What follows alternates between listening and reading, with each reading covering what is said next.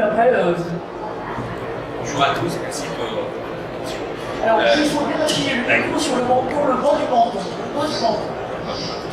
Qu'est-ce que, donc, Société Fermop, vraiment quelques mots, on est une PME à vocation ETI aujourd'hui, une grosse croissance, un peu plus de 80 millions d'euros sur cette dernière année, 260 collaborateurs, concepteurs, fabricants et vendeurs de produits extérieurs. Donc on est en France, à Saint-Didier-sur-Chalaronne, donc 01, entre Lacroix et Lyon, 13 000 m² de site. Nos contraintes d'entreprise aujourd'hui, c'est justement supporter cette croissance. On a le grand boom, on en profite, on passe là. Mais ce qui veut dire aussi. Avec une expansion et des marchés internationaux. Avec plus de 50% du chiffre à l'extérieur, tout à fait. Mais ce qui veut dire grosse croissance, ça veut dire réaliser le process, aller plus vite.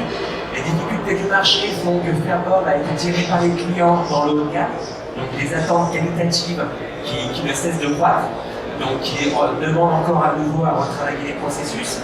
On a 30 nouveaux produits par an qui rentrent dans le catalogue pour 3 qui en sortent, donc une mixité de gamme, et avec un marché des volumétries par référence qui s'égrènent. Donc au lieu de faire de la grosse, avant on faisait de la moyenne série, notre best-seller ça reste une chaîne de bistrot qu'on exploite à hauteur de 180 000 unités par an, et à côté de ça on va faire des ventes à 20 unités par an. Donc on commence à avoir des disparités de process entre un monde industriel et un monde artisanal dans lequel on essaie de s'imprimer des deux côtés. Donc il y a une demande de grande souplesse dans le processus de fabrication et de grande flexibilité. Beaucoup d'agilité, ce qui fait qu'avec ce mix industrie et artisanat, on se voit avoir des machines traditionnelles entre autres, avec des taux d'occupation qui sont sous-exploités.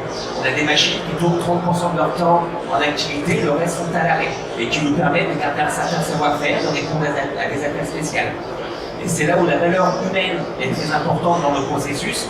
Et pour autant, la robotique industrielle ne peut pas répondre à ce gain de performance qu'on recherche aussi pour tirer les plus gros gains pour tout le monde.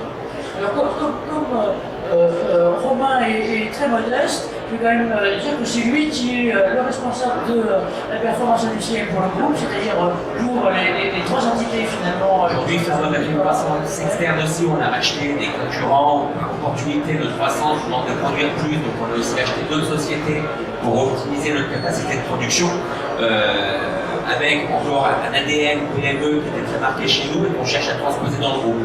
Donc ma mission, c'est d'étudier performance industrielle et ça fait 16 ans que je suis chez Fermop, de cette histoire de 16 ans, de ces étapes qu'on a passées, d'amener dans les autres sociétés du groupe pour gagner du temps, aller plus vite et donner une cohérence groupe. Quel processus reste sur notre site, quel processus va sur un autre site, ainsi de suite. Et on voit bien le défi globalement qui est le c'est qu'à la fois il faut rationaliser tout ça, il faut quand même aller vers l'optimum de rentabilité et en même temps conserver le positionnement haut de gamme et donc des process de production qui sont, j'allais dire, quasiment très ad hoc en fonction du type de série globalement. Juste pour la petite histoire, comment vous avez rencontré le CETIM? Le CETIM et Fermop, une histoire de longue date, on est cotisants dans l'instance du CETIM depuis des années. Fermop, je disais, croissance externe, on a racheté entre autres pour la donner la société Rodé, qui a aussi, par son histoire, qui est cotisante depuis longtemps auprès du CETIM. Donc aujourd'hui, on est double cotisant CETIM. Donc on est en relation permanente, on fait partie de ce qu'on nomme la commission mobilier dans le cadre du CETIM, qui nous permet d'agir, d'interagir aussi sur la réglementation liée au mobilier. Et ça nous permet de rester tout le temps en veille sur des nouvelles technologies. Le mobilier, pour vous donner un autre exemple de choses qu'on a eu été amené à travailler dans le passé avec le CETIM, on soude pour assembler des composants acier, mais on sait aussi coller. Nous, il y a des plateaux de table qu'on colle par une double face sur des éléments. Donc ça se fait avec des maîtrises technologiques, où le CETIM est beaucoup plus avancé technologiquement pour nous amener sur ces démarches. Et là, j'ai mis exprès des photos avec certains de vos opérateurs. Quels sont un petit peu les défis que vous avez avec les équipes que vous avez, je dirais notamment par rapport à une robotique classique, je vous disais, il y a une question de série déjà qui ne sont pas à l'immeuble, mais en profil. Il y a 15 ans, j'avais rentré des robots de soudure, des robots de manutention, des robots de lissage, donc la robotique industrielle et des choses appliquées chez nous et dans les autres entités du groupe, avec une difficulté de monter en compétence des opérateurs sur le rôle opératif, posage de pièces, et sur le rôle réglage, lancement de série, sur le rôle développement, programmation. Et donc on a essayé de décider des strates, de compétences, en fonction de ce qu'on cherche à faire. avec du turnover d'effectifs, des évolutions dans les sociétés. Et c'est là où la robotique industrielle nous a posé quelques perturbations. Par contre, elle nous a amené des vitesses d'exécution, des nécessités de maîtrise de process, parce que pour souder des choses en robotique industrielle, il faut maîtriser les process savants. Donc toutes ces contraintes, c'est des choses qu'on a déjà absorbées. Beaucoup de polyvalence, de travail homme-femme, en parité, en égalité, voilà. On a une fluctuation, l'immobilier salon de jardin, une notion sur laquelle je n'ai pas appuyé, on est très saisonnier. En gros, dans les 6 mois de l'année, on fait un quart de notre chiffre d'affaires et dans les 6 mois restants, on fait les 3 quarts. Ce qui veut dire des contraintes, on passe toute période de l'année, on travaille en 8, une période en 8, des périodes en 3-8, on va jusqu'à 4-8. Donc ce qui veut dire voilà, des fluctuations d'ouverture qui sont très contraignantes pour les hommes et pour nos organisations. On voit bien la complexité finalement qui est la vôtre. Vous avez d'un certain côté un peu les défis des très grandes, internationalisation, qualité de service, haut de gamme, voilà, et en même temps des contraintes qui sont, qui sont là et qui sont pas simples parce que vous êtes saisonnier, parce que il y a des grandes séries, il y a des petites séries, on est des étudiants en gamme, quand on achète, on vend de milieu de gamme, on a des tables qui sont à plus de 1000 € la table. Quand on la commande, on la veut tout de suite. Donc il faut resserrer aussi les délais de livraison, des contraintes qu'on n'avait pas forcément avant. Alors justement maintenant, on va revenir à l'implantation. Je vous ai dit, voilà, moi j'ai eu de la robotique, enfin j'ai encore d'ailleurs de la robotique industrielle classique, c'est-à-dire du mot classique. Et pour instaurer la robotique collaborative, donc là cette fois-ci ça va être en duo, alors je vais passer mon micro, je tape sur la table, voilà. Et comment vous avez, c'est une histoire à deux voix, c'est une forme de montage ensemble, comment vous avez fait les choses? Alors à vous et à vous deux. Peut-être pour introduire la robotique collaborative, comme vous aujourd'hui, je pense, je me suis beaucoup projeté en mai. J'en ai entendu parler, j'ai voulu me renseigner, j'ai écouté des industriels témoigner, je pressentais ce qu'elle a évoqué tout à l'heure, des mouvements, des changements, donc je me suis tenu au courant. C'est à ce moment-là où cette team est intervenue avec un outil qui se représentera, où l'opportunité est tombée en face. J'avais des interrogations, je cherchais des questions, le CETIM est arrivé avec une démarche, on a interéchangé, et là on a lancé notre réflexion.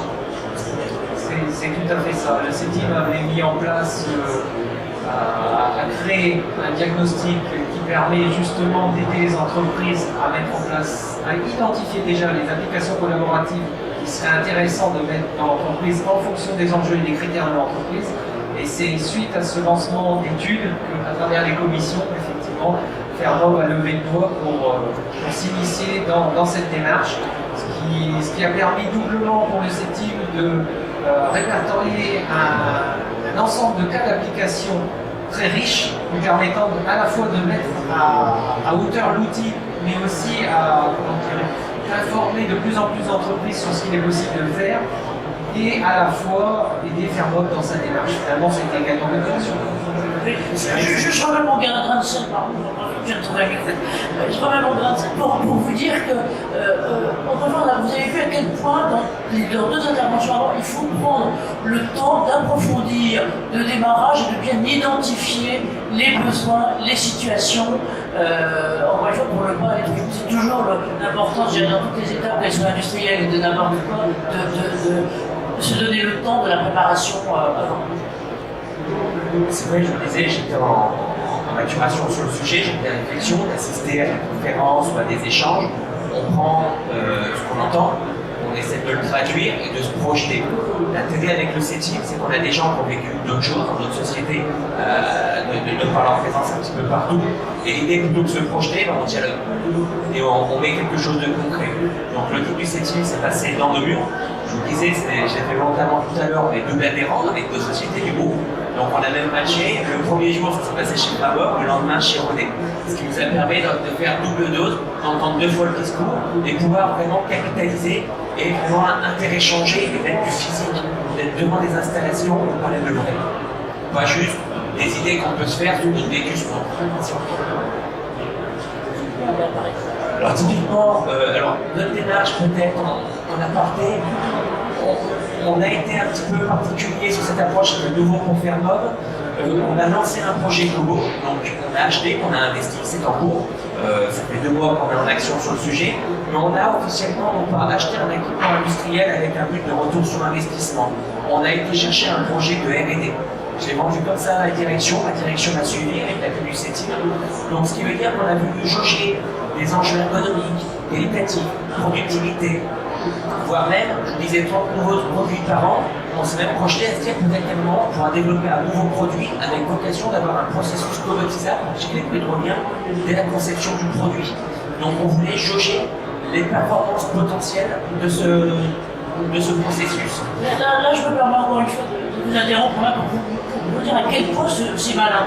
Je veux dire que c'est globalement vraiment malin parce que le fait de se placer sur la boue, en R&D, en expérimentation, ça permet justement de balayer et de regarder tous les critères et ce qui va être la bonne façon de rentrer dans la faisabilité. Je dirais que, pardon, je ne savais pas avant d'avoir discuté avec Romain et je trouve sur le bilan de Rose que c'est extrêmement malin comme façon d'avoir mis les choses en anticipation pour développer justement quelque chose de bien efficace et bien adapté. Donc là, typiquement, après le choix qui a été fait en termes de R&D, c'est qu'on n'a pas acheté un Kobo en soi, parce que j'évoquais extrêmement tout à l'heure, on a acheté 3 choses. On a acheté un Kobo, l'équipement industriel, le robot en soi. On a acheté un prestataire avec une prestation pour nous accompagner dans le développement d'un processus. Donc il nous a vendu gestion de sécurité, des équipements, une réflexion de préhenseur, donc des temps d'études et du matériel. Et on a acheté un package de formation. Le but pour nous, je vous disais, clairement, on a de l'expérience robot industriel.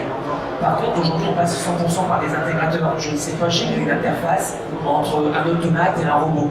Que là, le Kobo, on voulait pouvoir s'approprier cette technologie en vue de développer le futur en interne, en autonomie. Donc, on a acheté tout un package de formation. Le CETIM participe à cette action pour accompagner la formation liée à la sécurité. Et ça veut dire que le prestataire nous vend aussi une partie de sa compétence.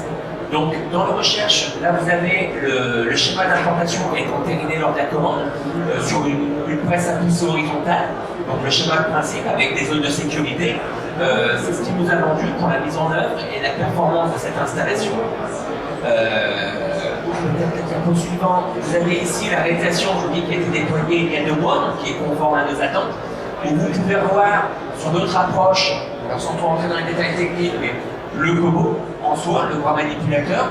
Vous avez une zone d'alimentation des pièces dans laquelle l'opérateur charge un gros boulot pour donner un temps de travail résiduel au robot. La zone de travail pure et une table d'évacuation des produits finis. Ce qui nous permet de dire qu'une fois que l'opérateur a chargé sa zone d'alimentation, le robot travaille. Quand c'est terminé, l'opérateur vient faire du réassort et d'évacuation de pièces.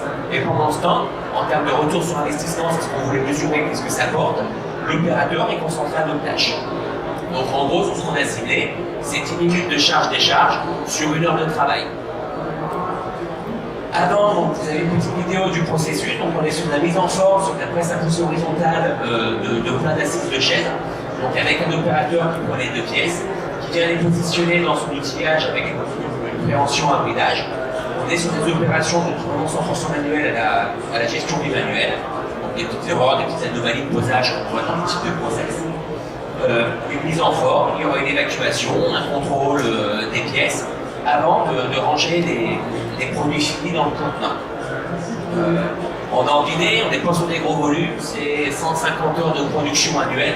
C'est là que je vous disais, nos équipements ne sont pas complètement exploités. Et donc ça veut dire 150 heures opératives, multipliées par notre taux horaire. C'était notre base primaire d'études. Donc voilà, le contrôle pour s'assurer du conformage des pièces, on évacue. Aujourd'hui, donc depuis 1 mois et demi, 2 mois à peu près, donc on a encore pu peaufiner le cycle de travail. On refait cette même opération cobotisée. Donc, là, vous avez le bras qui est assorti sur le choix de notre prestataire d'un système magnétique pour venir assurer l'appréhension des pièces, qui vient les déposer lui-même dans l'outillage de formage. C'est le Kobo qui donne le go à la presse pour venir commencer son enroulement. Quand la presse a terminé, le Kobo vient récupérer des pièces et vient les ranger sur une zone de dépose. Ce qui permettra, une fois qu'il aura fini son cycle ou que l'opérateur s'approchera de l'installation, l'opérateur viendra contrôler la première et la dernière pièce pour s'assurer de la conformité de la série, évacuera, rechargera, s'écarte à nouveau de la zone de travail et le Kobo reprend le relais.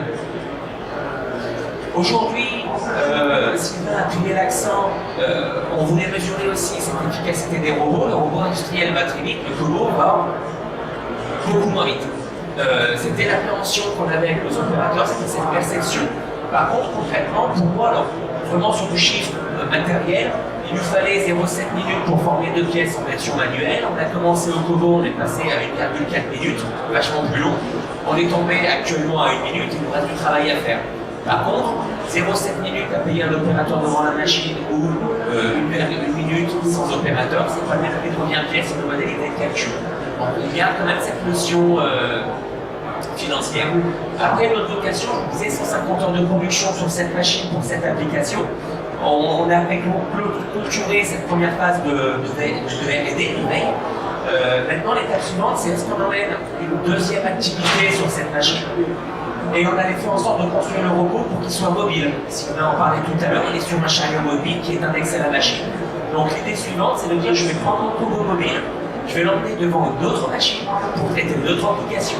Et ce qui me permettra, à force de temps, de faire en sorte que mon Kobo soit un opérateur 3.8, où là j'aurai un retour sur investissement qui va venir s'accélérer. Et par contre, c'est l'objectif lointain. Encore une fois, on est vraiment en R&D pour voir vraiment quel est l'enjeu de tout ça. Concrètement, pour qu'il y ait une notion sur ce que je vous cible avec les 3 notions d'achat, Kobo, Fortamo, c'est à peu près 1 KE. On a mis un peu plus de 20 KE dans l'intégrateur et 15 KE de formation pour vraiment monter en compétence et être autonome. Donc c'est un budget 70 KE. Alors qu'un robot industriel, on va se voir avec les 100 KE, c'était une approche différente. Aujourd'hui, un robot industriel, je ne sais pas le prendre et le déplacer une machine avec. On a fait des propositions sur un sujet qui est encore en étude. Le robot industriel, c'est 1080 kg avec son armoire. Le Kobo, on est à 30 kg. Le chariot mobile avec l'armoire complètement autonome, ça se manipule. Nous, on est assez à l'aise avec les systèmes d'ancrage, d'indexage. On le positionne, il se retombe tout le temps de manière répétable devant la nacelle. Donc, c'est ce qu'on vraiment voulait mesurer. L'autre grand enjeu de cette R&D, c'était la gestion des montées en compétences. C'est ce qu'on allait chercher, c'était une programmation simple pour les opérateurs et faire en sorte que les gens puissent apprendre facilement leur réglage de série. On voit encore une fois l'importance de l'intégrer, si on peut dire, dans le business model, dans le fonctionnement business de l'entreprise. Et le fait que vous l'ayez anticipé cette phase-là justement sur la partie R&D, ça donne une grande facilité, une grande aisance. Merci à vous. Alors, maintenant, prochaine étape.